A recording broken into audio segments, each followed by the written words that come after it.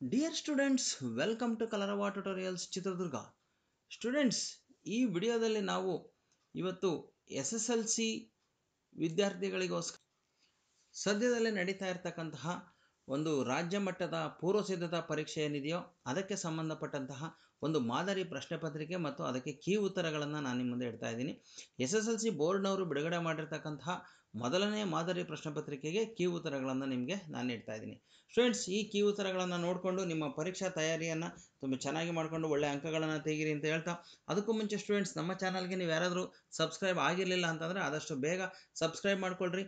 ನಿಮಗೆ ಈ ಒಂದು ಪೂರ್ವ ಸಿದ್ಧತಾ ಪರೀಕ್ಷೆ ಪ್ರಿಪರೇಟರಿ ಎಕ್ಸಾಮ್ ಏನಿದೆಯೋ ಇದರ ಪರೀಕ್ಷೆ ಆದ ನಂತರ ತಕ್ಷಣದಲ್ಲೇ ಸುಮಾರು 1-2 ಗಂಟೆ ಒಳಗಡೆ ನಿಮಗೆ ಕೀ ಉತ್ತರಗಳನ್ನು ಸಹ ನಾನು ನಿಮಗೆ ನೀಡ್ತಾ ಇದ್ದೀನಿ ಅಂತ ಹೇಳ್ತಾ, ಬನ್ನಿ ನೋಡೋಣ ಈ ಒಂದು ಮಾದರಿ ಪ್ರಶ್ನೆ ಪತ್ರಿಕೆ SSLC ಬೋರ್ಡ್ನಿಂದ ಬಿಡುಗಡೆ ಮಾಡಿರ್ತಕ್ಕಂತಹ ಗಣಿತ ಪೂರ್ವ ಸಿದ್ಧತಾ ಪರೀಕ್ಷೆಯ ಮಾದರಿ ಪ್ರಶ್ನೆ ಪತ್ರಿಕೆ ಹೇಗಿದೆ ಅಂತೇಳಿ ವಿತ್ ವಿವರಣೆಯೊಂದಿಗೆ ನಾನು ನಿಮಗೆ ಎಕ್ಸ್ಪ್ಲೇನ್ ಮಾಡ್ತಾ ಹೋಗ್ತೀನಿ. ಜಸ್ಟ್ ಕೇವಲ ಬರೀ ಆನ್ಸರ್ ಅಷ್ಟೇ ತೋರಿಸಲ್ಲ, ಆ ಆನ್ಸರ್ ಹೇಗೆ ಬಂತು ಅನ್ನೋದನ್ನು ಸಹ ತೋರಿಸ್ತಾ ಹೋಗ್ತೀನಿ. ಹಾಗಾಗಿ ವಿಡಿಯೋವನ್ನು ಪೂರ್ತಿ ನೋಡ್ರಿ, ಮಧ್ಯದಲ್ಲಿ ಎಲ್ಲೂ ಸಹ ಸ್ಕಿಪ್ ಮಾಡದೆ ನೋಡಿದರೆ ನಿಮಗೆ ಪೂರ್ಣ ಪ್ರಶ್ನೆ ಪತ್ರಿಕೆಯ ಒಂದು ಪರಿಚಯ ಆಗ್ತದೆ.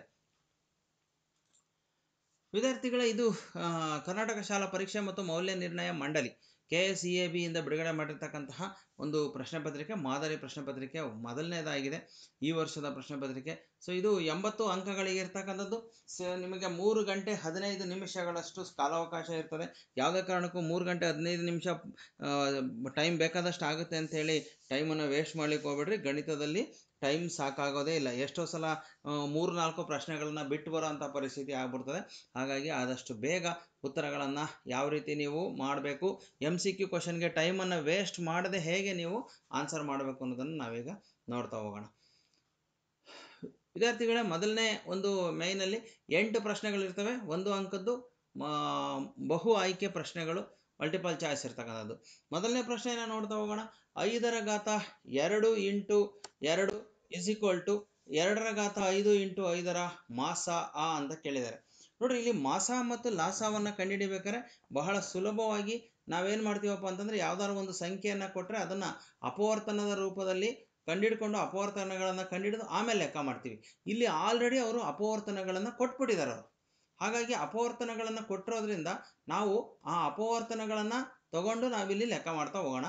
ಸೊ ಈಗ ಮಾಸವನ್ನು ಕಂಡುಹಿಡಿಬೇಕಾದ್ರೆ, ಸೊ 2 ಸಂಖ್ಯೆಗಳ ಮಾಸವನ್ನು ಕಂಡುಹಿಡಿಬೇಕಾದ್ರೆ ನೀವೇನು ಮಾಡಬೇಕಪ್ಪ ಅಂತಂದರೆ, 2 ಸಂಖ್ಯೆಗಳ ಅಪವರ್ತನಗಳನ್ನು ಹೋಲಿಕೆ ಮಾಡಬೇಕು. ಇಲ್ಲಿ 2 ರ ಘಾತ 1 ಮತ್ತು ಇಂಟು 5 ರ ಘಾತ 2. ನಾನು ಇದನ್ನು ಮೊದಲನೇದನ್ನು ಫಸ್ಟ್ 2 ಬರ್ಕೊಂಡಿದ್ದೀನಿ, ಆಮೇಲೆ 5 ಬರ್ಕೊಂಡಿದ್ದೀನಿ. ಎರಡನೇದು ನೋಡ್ರಿ, 2 ರ ಘಾತ 5 ಇಂಟು 5 ರ ಘಾತ 1. ಇಲ್ಲಿ ಏನೂ ಇರಲಿಲ್ಲ ಅಂದರೆ 1 ಇರುತ್ತೆ ಅಂತ ಅರ್ಥ.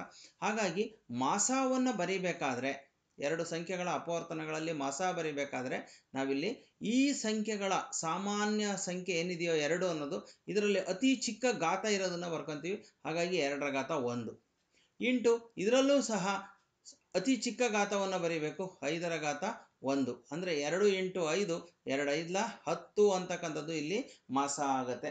ಅಥವಾ 2 ಇಂಟು 5 ಬರ್ಬೋದು. 2 ರ ಘಾತ 1 ಇಂಟು 5 ರ ಘಾತ 1 ಅಂದರೆ 2 ಇಂಟು 5 ಕೂಡ ಬರ್ಬೋದು. ನೋಡಿರಿ, ಇದಕ್ಕೆ ಲಾಸ ತೋರಿಸ್ಬಿಡ್ತೀನಿ ನಾನು. ಅಕಸ್ಮಾತ್ ಇದೇ ಪ್ರಶ್ನೆಯನ್ನು ನಿಮಗೆ ಲಾಸ ಹಾಕಿ ಕೇಳಿದ್ರು ಕೇಳ್ಬೋದು. ಲಾಸ ಹಾಕಿ ಯಾವ ಥರ ಬರೀಬೇಕು, ಇವೆರಡರಲ್ಲೇ ಅತಿ ಹೆಚ್ಚಿನ ಘಾತ ತಗೋಬೇಕು. ಅತಿ ಹೆಚ್ಚಿನ ಘಾತ ಅಂದರೆ 2 ರ ಘಾತ 5 ಇಂಟು 5 ರ ಘಾತ 2. ಸೊ ಇದನ್ನು ನಾವು ಲಾಸ ಅಂತ ತಗೊತೀವಿ. ಸೊ ಹೀಗೆ ಒಂದು ಸಂಖ್ಯೆಯನ್ನು ಕೊಟ್ಟಿದ್ದಾಗ ಅದಕ್ಕೆ ಮಾಸ ಲಾಸವನ್ನು ನಾವು ಒಟ್ಟಿಗೆ ಬರೀಬೋದು. ನೀವು ಸಂಖ್ಯೆ ಕೊಟ್ಟಿದ್ರೆ ಅಪವರ್ತನ ಕಂಡುಹಿಡ್ಕೊತೀರಿ. ಇಲ್ಲಿ ಆಲ್ರೆಡಿ ಅಪವರ್ತನವನ್ನು ಕೊಟ್ಟಿದ್ದಾರೆ. ಹಾಗಾಗಿ ಆಪ್ಷನ್ ಎ ಅಂತಕ್ಕಂಥದ್ದು ಸರಿಯಾಗಿರ್ತಕ್ಕಂತಹ ಒಂದು ಉತ್ತರ ಆಗಿದೆ. ಈಗ ಮೊದಲ n ಸ್ವಾಭಾವಿಕ ಸಂಖ್ಯೆಗಳ ಮೊತ್ತ ಅಂತ ಕೇಳಿದ್ದಾರೆ. ಸೊ ಇಲ್ಲಿ ಮೊದಲ n ಸ್ವಾಭಾವಿಕ ಸಂಖ್ಯೆಗಳ ಮೊತ್ತ ಅಂತಂದಾಗ, n ಅಂದರೆ ಸ್ವಾಭಾವಿಕ ಸಂಖ್ಯೆಗಳು ಎಲ್ಲಿಂದ ಸ್ಟಾರ್ಟ್ ಆಗ್ತವೆ, n = 1 2 3 4 ಹಿಂಗೆ ಸ್ಟಾರ್ಟ್ ಆಗ್ತಾ ಹೋಗ್ತವೆ. ಸೊ ಇದರಲ್ಲಿ ಮೊದಲ n ಸ್ವಾಭಾವಿಕ ಸಂಖ್ಯೆಗಳ ಮೊತ್ತ ಅಂತಂದಾಗ ನಿಮಗೆ SN ಸೂತ್ರವನ್ನು ಬರೀಲಿಕ್ಕೆ ಗೊತ್ತಿದೆ. ಸೊ SN ಸೂತ್ರದಲ್ಲಿ n ಇಂಟು n ಪ್ಲಸ್ 1/2 ಅಂತಕ್ಕಂಥದ್ದು ನಿಮಗೆ ಸ್ವಾಭಾವಿಕ ಸಂಖ್ಯೆಗಳಿಗೆ n ಅನ್ನೋದು ಸ್ವಾಭಾವಿಕ ಸಂಖ್ಯೆ ಆಗಿದ್ದಾಗ, ಹಾಗಾಗಿ ಆಪ್ಷನ್ ಸಿ ಅಂತಕ್ಕಂಥದ್ದು ಸರಿಯಾಗಿರ್ತಕ್ಕಂಥ ಒಂದು ಉತ್ತರ ಆಗಿದೆ. ನೆಕ್ಸ್ಟ್ ಮುಂದಿನ ಪ್ರಶ್ನೆ ನೋಡೋಣ. a1x plus b1y plus a2x plus b2y plus c2 0. ಈ ಜೋಡಿ ರೇಖಾತ್ಮಕ ಸಮೀಕರಣದಲ್ಲಿ ಈ ಕೆಳಗಿನ ಯಾವ ಸಂದರ್ಭ ಉಂಟಾಗೋದಿಲ್ಲ ಅಂತ ಕೇಳಿದ್ದಾರೆ. ನೋಡ್ರಿ, ನಿಮಗೆ ಈ ಎರಡೂ ಸಹ ಏನು ಸಮೀಕರಣಗಳಿದಾವೋ ರೇಖಾತ್ಮಕ ಸಮೀಕರಣಗಳು, ಎರಡು ಚರಾಕ್ಷರವುಳ್ಳ ರೇಖಾತ್ಮಕ ಸಮೀಕರಣಗಳು, ಇವುಗಳಲ್ಲಿ ಒಟ್ಟು ನಿಮಗೆ 4 ಕಂಡೀಷನ್ಸ್ ಬರುತ್ತೆ. ಮೂರು ಕಂಡೀಷನ್ಸ್ ಬರುತ್ತೆ. ಒಂದು, ಸಮೀಕರಣಗಳು ಛೇದಿಸುವುದು. ಎರಡು ಸಮೀಕರಣಗಳೇನಾಗ್ತವೆ, ಛೇದಿಸುತ್ತವೆ ಅಂತಕ್ಕಂಥದ್ದೊಂದು ಬರ್ತದೆ. ಎರಡು ಸಮೀಕರಣಗಳು ಸಮಾಂತರವಾಗಿರ್ತವೆ ಅನ್ನೋದೊಂದು ಬರುತ್ತೆ. ಇನ್ನೊಂದು ಬರ್ತಕ್ಕಂಥದ್ದು ಎರಡು ಸಮೀಕರಣಗಳು ಐಕ್ಯವಾಗುತ್ತವೆ ಅಂತೇಳಿ ಬರ್ತದೆ. ಈ ಮೂರು ಕಂಡೀಷನ್ಸ್. ಸೊ ಛೇದಿಸುತ್ತವೆ ಅನ್ನೋದಕ್ಕೆ ಇದು ಸೂಟಬಲ್ ಆಗಿದೆ. a1/a2 is not equal to b1/b2 ಅಂತಂದಾಗ ಇದು ಛೇದಿಸುತ್ತವೆ ಅನ್ನೋದಕ್ಕಾಗುತ್ತೆ. ಇನ್ನು ಇಲ್ಲಿ ಸಮಾಂತರವಾಗಿದೆ ಅನ್ನೋದಕ್ಕೆ a1/a2 is equal to b1/b2 is not equal to c1/c2 ಅಂದರೆ ಇದು ಸಮಾಂತರವಾಗಿದೆ ಅಂತ. ಸೊ ಇಲ್ಲಿ a1/a2 b1/b2 c1/c2 ಮೂರು ಸಮವಾಗಿದ್ದಾವೆ ಅಂದರೆ ಅದು ಐಕ್ಯವಾಗುತ್ತೆ ಅಂತ ಅರ್ಥ. ಹಾಗಾದರೆ ಉಳಿದಿರೋದು ಯಾವುದು? ಸೊ ಇಲ್ಲಿರ್ತಕ್ಕಂಥದ್ದು ಇದು ಯಾವುದಕ್ಕೂ ಸಹ ಸಂಬಂಧ ಪಡೋದೇ ಇಲ್ಲ. ಸೊ ಹಾಗಾಗಿ ಆಪ್ಷನ್ ಡಿ ಅಂತಕ್ಕಂಥದ್ದು ಸರಿಯಾಗಿರ್ತಕ್ಕಂಥ ಉತ್ತರ ಆಗಿದೆ. ಇನ್ನು ಈ ನಕ್ಷೆಯಲ್ಲಿ ಕೊಟ್ಟಿರ್ತಕ್ಕಂಥದ್ರಲ್ಲಿ ಈ ಪಿ ಆಫ್ ಎಕ್ಸ್ ಬಹುಪದೋಕ್ತಿ ಹೊಂದಿರುವ ಶೂನ್ಯತೆಗಳ ಸಂಖ್ಯೆ ಎಷ್ಟು ಅಂತ ಕೇಳಿದರೆ, ನೋಡ್ರಿ, ಇಲ್ಲಿ ಶೂನ್ಯತೆಗಳ ಸಂಖ್ಯೆ ಆಪ್ಷನ್ ಅನ್ನ ಕೊಟ್ಟಿರೋದನ್ನ ನೋಡಿದಾಗ ಇಲ್ಲಿ ಇದು ಎಕ್ಸ್ ಅಕ್ಷ. ಈ ಎಕ್ಸ್ ಅಕ್ಷವನ್ನ ಈ ಗ್ರಾಫು ಎಷ್ಟು ಸಲ ಮುಟ್ಟುತ್ತೋ ಅಷ್ಟು ಶೂನ್ಯತೆಗಳಿರ್ತವೆ ಅಂತ ಅರ್ಥ. ಹಾಗಾಗಿ ನಿಮ್ಗೆಲ್ಲ ಗೊತ್ತಿರಂಗೆ ಇಲ್ಲೊಂದು ಶೂನ್ಯತೆ ಇದೆ, ಇಲ್ಲೊಂದ್ಸಲ ಮುಟ್ಟಿದೆ, ಇಲ್ಲೊಂದ್ಸಲ ಮುಟ್ಟಿದೆ, ಇಲ್ಲೊಂದ್ಸಲ ಟಚ್ ಮಾಡಿದೆ, ಒಟ್ಟು 3 ಶೂನ್ಯತೆಗಳಿದ್ದಾವೆ. ಹಾಗಾಗಿ ಆಪ್ಷನ್ ಬಿ ಅಂತಕ್ಕಂಥದ್ದು ಸರಿಯಾಗಿರ್ತಕ್ಕಂತಹ ಉತ್ತರ ಆಗಿದೆ. ಮುಂದಿನ ಪ್ರಶ್ನೆ ನೋಡೋಣ.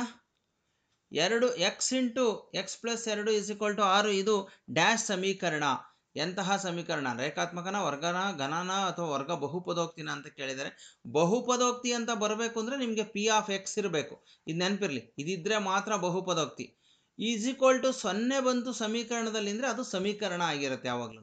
ಹಾಗಾಗಿ x × x + 2 = 6 ಅಂತ ಇದೆ. ಎಕ್ಸನ್ನು ಇಲ್ಲಿ ಗುಣಿಸ್ಕೊಂಡ್ರೆ x × x x² ಆಗುತ್ತೆ, ಪ್ಲಸ್ x × 2 2x ಆಗುತ್ತೆ. ಈ 6ಅನ್ನು ಈಕ್ವಲ್ಸಿಂದ ಎಡಭಾಗಕ್ಕೆ ತಂದರೆ -6 = 0.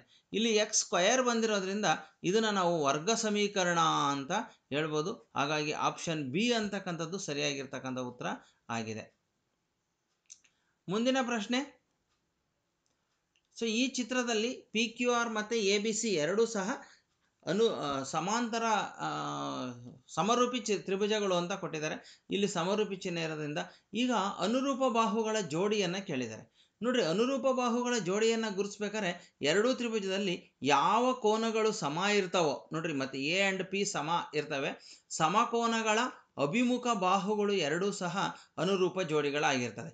ಅಂದರೆ QR-ಗೆ BC ಅನುರೂಪ ಬಾಹು ಆಗಿರ್ತದೆ. ಅದೇ ರೀತಿ ಆರ್ಗೆ ಅಭಿಮುಖ ಬಾಹು QP ಅನ್ನೋದು ಸಿನ ಅಭಿಮುಖ ಬಾಹು ABಗೆ ಸಮರೂಪಿ ಆಗಿರ್ತದೆ. ಹಾಗಾದ್ರೆ ಇಲ್ಲಿ ನೋಡೋಣ, PQ ಮತ್ತು AB ಕೊಟ್ಟಿದ್ದಾರೆ. PQ ಅನ್ನೋದು ಈ ಬಾಹು, AB ಅನ್ನೋದು ಈ ಬಾಹು. PQ ಅನ್ನೋದು ಆರ್ಗೆ ಅಭಿಮುಖವಾಗಿದೆ, AB ಅನ್ನೋದು ಸಿಗೆ ಅಭಿಮುಖವಾಗಿದೆ. ಮತ್ತು ಆರ್ ಮತ್ತು ಸಿ ಎರಡೂ ಕೋನಗಳು ಸಮ ಇರೋದ್ರಿಂದ PQ ಮತ್ತು AB ಎರಡೂ ಸಹ ಬರ್ತವೆ. ಇನ್ನು ಉಳಿದಿರೋದು ನೋಡಿದ್ರೆ PR AB ಕೊಟ್ಟಿದ್ದಾರೆ. ಈ PR ಅಂತಕ್ಕಂಥದ್ದು ABಗೆ ಸಮ ಬರಲ್ಲ, ಇದು ಆಪ್ಷನ್ ಬರಲ್ಲ. ಇನ್ನು QR AC ಕೊಟ್ಟಿದ್ದಾರೆ. QR ಅಂತಕ್ಕಂಥದ್ದು ACಗೆ ಅದು ಸಹ ಬರೋದಿಲ್ಲ, PR ಮತ್ತು BC ಬರೋದಿಲ್ಲ. ಸೊ ಹಾಗಾಗಿ ಇಲ್ಲಿ ಇರ್ತಕ್ಕಂಥದ್ದು ಆಪ್ಷನ್ ಎ ಅಂತಕ್ಕಂಥದ್ದು ಸರಿಯಾಗಿರ್ತಕ್ಕಂತಹ ಉತ್ತರ ಆಗಿದೆ. sin² - cos² ಇದಕ್ಕೆ ಸಮನಾಗಿದೆ ಅಂತ ಕೊಟ್ಟಿದ್ದಾರೆ. ನೋಡ್ರಿ, sin² + cos² ಕೊಟ್ಟರೆ = 1. ನಿಮ್ಮನ್ನು ಕನ್ಫ್ಯೂಸ್ ಮಾಡ್ಕೊಳಕ್ಕೋಸ್ಕರ ಕೊಟ್ಟಿರೋದು ಇದು. ಇಲ್ಲಿ ಏನು ಮಾಡಬೇಕಪ್ಪ ಅಂತಂದರೆ sin² - cos² ನಲ್ಲಿ ಯಾವ್ದಾರ ಒಂದಕ್ಕೆ ನೀವು ಸಬ್ಸ್ಟಿಟ್ಯೂಟ್ ಮಾಡಬೇಕು. sin² ಅಂತಂದರೆ 1 - cos² ಅಂತ, 1 - cos² sin² ಅಂದರೆ. ಇನ್ನು ಇಲ್ಲಿ -cos² ಹಾಗೇ ಇರುತ್ತೆ. ಈಗ ನೋಡ್ರಿ, cos² ನಲ್ಲಿ ಎರಡರಲ್ಲೂ ಮೈನಸ್ ಇರೋದ್ರಿಂದ ಕೂಡಿಸ್ಬೇಕು. 1 - 2 cos² ಅಂತ ಆಗುತ್ತೆ. ಹಾಗಾಗಿ ಆಪ್ಷನ್ ಇದು ಬಂತು, ಆಪ್ಷನ್ ಬಿ ಅಂತಕ್ಕಂಥದ್ದು ಸರಿಯಾಗಿರ್ತಕ್ಕಂತಹ ಒಂದು ಉತ್ತರ ಆಗಿದೆ. ಮುಂದಿನ ಪ್ರಶ್ನೆ. ಒಂದು ಯಾದೃಚ್ಛಿಕ ಪ್ರಯೋಗದ ಎಲ್ಲ ಪ್ರಾಥಮಿಕ ಘಟನೆಗಳ ಸಂಭವನೀಯತೆಯ ಮೊತ್ತ. ಪ್ರಾಥಮಿಕ ಘಟನೆಗಳು ಅಂತಂದರೆ ಒಂದು ಯಾದೃಚ್ಛಿಕ ಪ್ರಯೋಗದಲ್ಲಿ ಸಂಭವಿಸಬಹುದಾದ ಎಲ್ಲ ಘಟನೆಗಳನ್ನು ನೀವು ಯಾವಾಗಲೇ ಕೂಡಿಸ್ರಿ, ಅದರ ಒಟ್ಟು ಮೊತ್ತ 1ಕ್ಕೆ ಸಮ ಆಗಿರುತ್ತೆ. 1ಕ್ಕೆ ಸಮ ಆಗಿರುತ್ತೆ. ಈಗ ಅರ್ಧ ಅರ್ಧ ಅನ್ನೋ ಎರಡಿದಾವೆ ಅಂತಂದರೆ ಇದನ್ನು ಕೂಡಿಸಿದ್ರೆ 1ಕ್ಕೆ ಸಮ. 1/3 1/3 1/3 ಇದ್ದಾವೆ ಅಂತಂದರೆ ಇದನ್ನು ಕೂಡಿಸಿದ್ರೆ ಅದು 1ಕ್ಕೆ ಸಮ.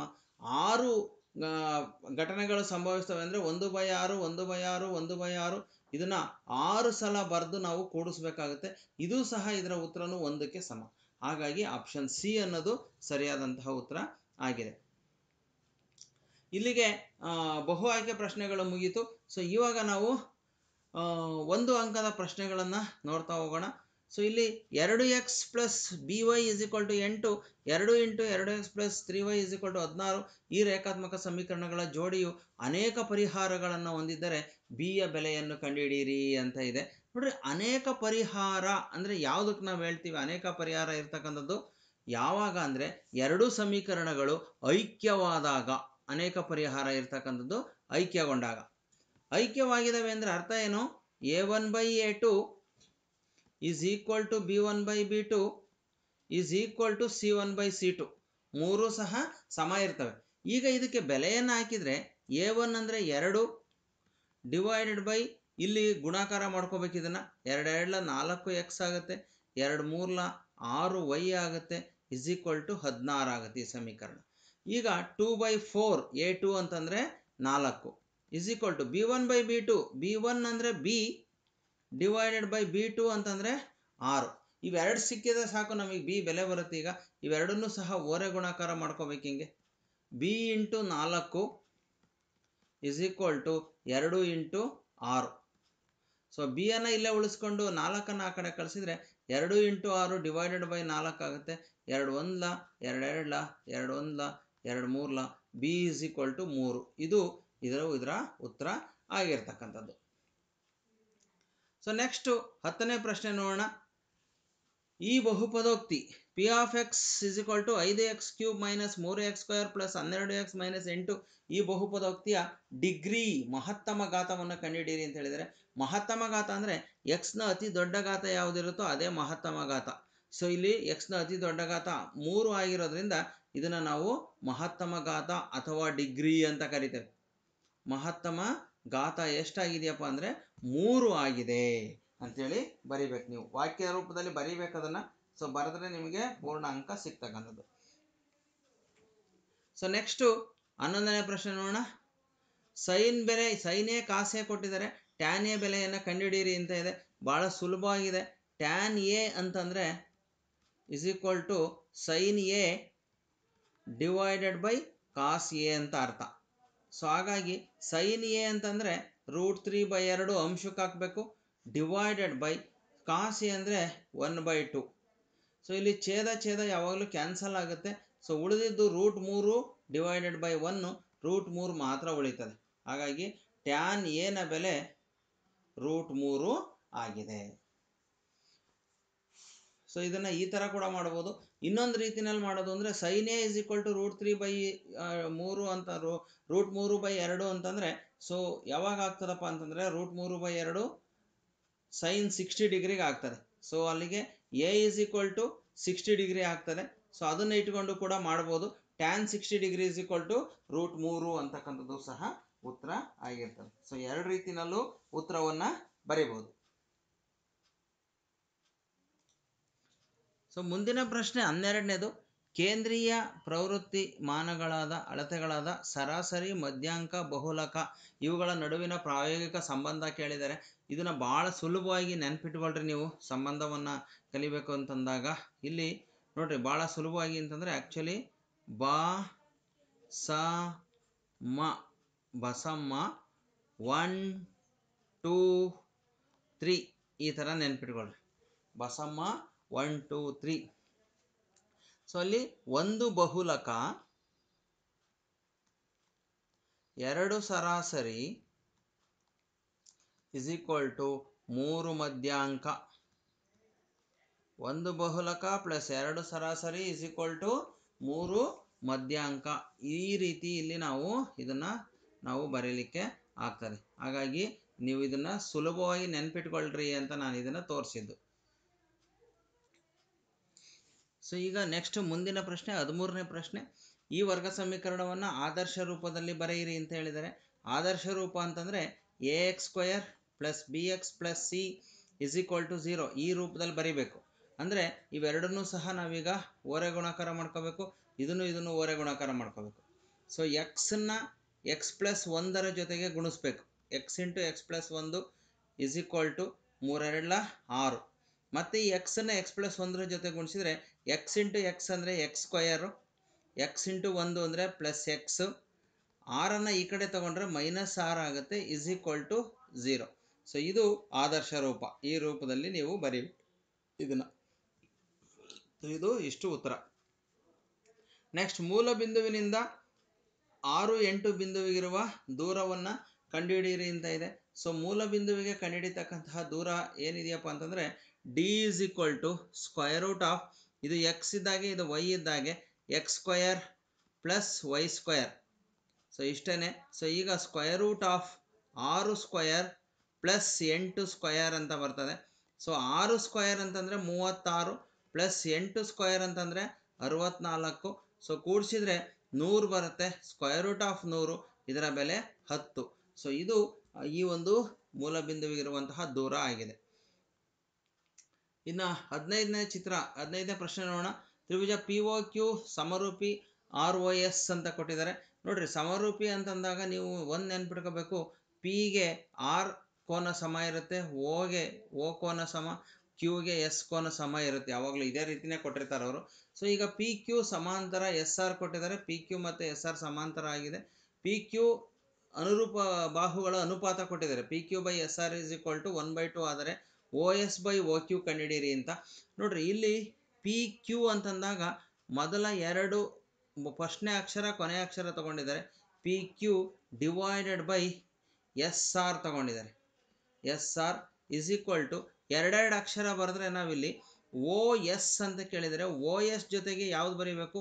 ಓ ಕ್ಯೂ ಬರೀಬೇಕು. Actually O Q divided by O S ಆಗುತ್ತೆ. P Q by S R ಅಂತಕ್ಕಂಥದ್ದು ಓ ಕ್ಯೂ ಬೈ ಓ ಎಸ್ಗೆ ಸಮ ಆಗುತ್ತೆ, ಯಾಕೆಂದರೆ 2 ಸಮರೂಪಿಗಳಿರೋದ್ರಿಂದ. ಸೊ ಹಾಗಾಗಿ ಈ ಅನುಪಾತಕ್ಕೆ ಪಿ ಕ್ಯೂ ಬೈ ಎಸ್ ಆರ್ಗೆ ನಾವು ಬೆಲೆಯನ್ನು ಹಾಕಿದರೆ 1/2, ಯಾಕೆಂದರೆ ಇಲ್ಲಿ ಪಿ ಕ್ಯೂ ಅನುಪಾತ ಎಸ್ ಆರ್ ಕೊಟ್ಟಿದ್ದಾರೆ. P Q divided by S R ಅಂದರೆ ಅರ್ಥ 1/2 ಅಂತ. ಸೊ ಅದನ್ನು ಇಲ್ಲಿ ಸಬ್ಸ್ಟಿಟ್ಯೂಟ್ ಮಾಡೋಣ ನಾವು. ಅಲ್ಲಿ ನಾನು ಬೆಲೆಯನ್ನು ಆದೇಶ ಮಾಡಿದ್ದೀನಿ. ಸೊ ಅವಾಗ 1/2 is equal to O Q divided by O S ಆಗುತ್ತೆ. ಬಟ್ ಅವ್ರು ಕೇಳಿರೋದು ಓ ಎಸ್ ಅನುಪಾತ ಓ ಕ್ಯೂ ಕೇಳಿರೋದ್ರಿಂದ ಇದನ್ನೇ ಉಲ್ಟಾ ಬರೀಬೇಕು ನಾವು ಅಷ್ಟೇ. ಆವಾಗ ಓ ಎಸ್ ಅನುಪಾತ ಓ ಕ್ಯೂ ಅಂತಂದಾಗ ಓ ಎಸ್ಗೆ 2 ಇದೆ, 2 ಅನುಪಾತ 1 ಆಗುತ್ತೆ. ಇದನ್ನೇ ನಾವು ವ್ಯುತ್ಕ್ರಮ ಮಾಡಿ ಉಲ್ಟಾ ಮಾಡಿ ಬರೀಬೇಕು ಎರಡನ್ನು. ಸೊ ಆವಾಗ ಈ ರೀತಿ ಅನುಪಾತ ಬರುತ್ತೆ ನಮಗೆ. ಒಂದು ಸಿಲಿಂಡರ್ನ ವೃತ್ತಾಕಾರದ ಪಾದದ ಪರಿಧಿಯು 44 ಸೆಂಟಿಮೀಟರ್ ಮತ್ತು ಅದರ ಎತ್ತರವು 10 ಸೆಂಟಿಮೀಟರ್ ಆಗಿದೆ.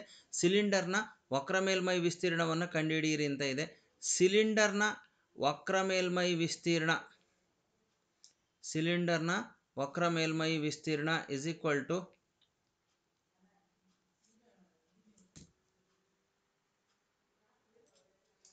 2πRh ಸೂತ್ರ ಬರ್ತದೆ, 2πRh. ಸೊ ಈಗ ಇಲ್ಲಿ ಕೊಟ್ಟಿರೋದನ್ನ ನೋಡಿದರೆ ಪಾದದ ಪರಿಧಿಯನ್ನು ಕೊಟ್ಟಿದ್ದಾರೆ, ಎತ್ತರ ಕೊಟ್ಟಿದ್ದಾರೆ. ನಮಗಿಲ್ಲಿ ಆರ್ ಅಂದರೆ ಎಷ್ಟು ಅಂತ ಬೇಕು, ಎಚ್ ಇಸ್ ಈಕ್ವಲ್ ಟು ಎಷ್ಟು ಅಂತ ಬೇಕು. ಎಚ್ಚನ್ನು ಕೊಟ್ಬಿಟ್ಟಿದ್ದಾರೆ ಅವರು. ಎಚ್ 10 ಸೆಂಟಿಮೀಟರ್ ಇದೆ. ಆದರೆ ಪಾದದ ಪರಿಧಿ ಕೊಟ್ಟಿರೋದ್ರಿಂದ ನಮಗೆ ಇಲ್ಲಿ 2πR ಅಂತಕ್ಕಂಥದ್ದು ಪರಿಧಿ. ಇದಿಷ್ಟು ಪರಿಧಿ ಅಂತಂದ್ರೇನು 2πR. ಸೊ ಪರಿಧಿ is equal to C is equal to 2πR ಅಂತ ತಗೊತೀವಿ. ಸಿ ಬೆಲೆಯನ್ನು ಕೊಟ್ಬಿಟ್ಟಾರ ಅವ್ರು 44.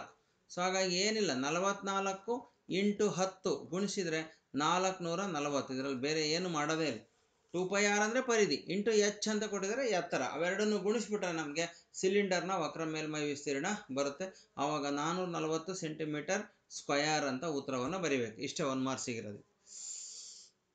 ಮುಂದಿನ ಪ್ರಶ್ನೆಗಳು 2 ಅಂಕದ ಪ್ರಶ್ನೆಗಳಿದ್ದಾವೆ. ಸೊ ಈ 2 ಅಂಕದ ಪ್ರಶ್ನೆಗಳನ್ನು ನಾನು ಇಲ್ಲಿ ಬಿಡ್ಸೋಕ್ಕಾಗಲ್ಲ, ಹಾಗಾಗಿ ನಿಮಗೆ ಪೇಜ್ ತಗೊಂಡು ಬಿಡಿಸ್ತೀನಿ ಈಗ ಒಂದೇ ನಿಮಿಷ. ಇಲ್ಲಿ 3 + √5 ಒಂದು ಅಭಾಗಲಬ್ಧ ಸಂಖ್ಯೆ ಎಂದು ಸಾಧಿಸಿ ಅಂತ ಇದೆ. ಸೊ ನಾವಿದನ್ನು ಏನು ಬರ್ಕೋಬೇಕೀಗ ಅಂತಂದಾಗ 3 + √5 ಒಂದು ಭಾಗಲಬ್ಧ ಸಂಖ್ಯೆ ಆಗಿರಲಿ ಅಂತ ಬರ್ಕೋಬೇಕು. ಒಂದು ಭಾಗಲಬ್ಧ ಸಂಖ್ಯೆ ಆಗಿರಲಿ ಅಂತ ಬರೀರಿ. ಆವಾಗ 3 + √5 = p/qಗೆ ಸಮ ಆಗುತ್ತೆ. ನಿಮ್ಗೆ ಅಕಸ್ಮಾತ್ ಏನಾದ್ರು a/b ಬರ್ಸಿದ್ರೆ ಯಾವ್ದು ಅಕ್ಷರ ಬರ್ಸಿರ್ತಾರೋ ಆ ಅಕ್ಷರನೇ ಕಲ್ತ್ಕೊಳ್ರಿ ನೀವು. ಸೊ ಇಲ್ಲಿ p ಮತ್ತು q ಎರಡೂ ಸಹ ಅವಿಭಾಜ್ಯಗಳು ಅಂತ ಬರಿತೇವೆ ನಾವು. ಸಹ ಅವಿಭಾಜ್ಯಗಳಾಗಿರ್ತವೆ. ಸೊ ಅದೇ ರೀತಿ q ಅನ್ನೋದು 0ಗೆ ಸಮ ಅಲ್ಲ, ಇದನ್ನು ನೀವು ಬರೀಲೇಬೇಕು. ಸೊ ಇವಾಗ √5 ಇಲ್ಲೇ ಉಳಿಸ್ಕೊಂಡು 3 ಆ ಕಡೆ ಕಳಿಸ್ಬಿಡ್ರಿ. √5 = p/q - 3 ಆಗುತ್ತೆ. ಸೊ ಇವಾಗ ಇದಿಷ್ಟು ಸಹ ನಮಗೆ ಒಂದು ಭಾಗಲಬ್ಧ ಸಂಖ್ಯೆ. p/q - 3 ಒಂದು ಭಾಗಲಬ್ಧ ಸಂಖ್ಯೆ. ಯಾಕೆ ಅಂದರೆ ಇದರಲ್ಲಿ ರೂಟ್ ಇಲ್ಲ, ಹಾಗಾಗಿ ಇದು ಒಂದು ಭಾಗಲಬ್ಧ ಸಂಖ್ಯೆ ಆಗಿದೆ. ಇದು ಭಾಗಲಬ್ಧ ಸಂಖ್ಯೆ ಆದಮೇಲೆ ಇದಕ್ಕೆ ಸಮ ಇರೋದು √5. √5 ಒಂದು ಭಾಗಲಬ್ಧ ಸಂಖ್ಯೆ. √5 ಒಂದು ಭಾಗಲಬ್ಧ ಸಂಖ್ಯೆ.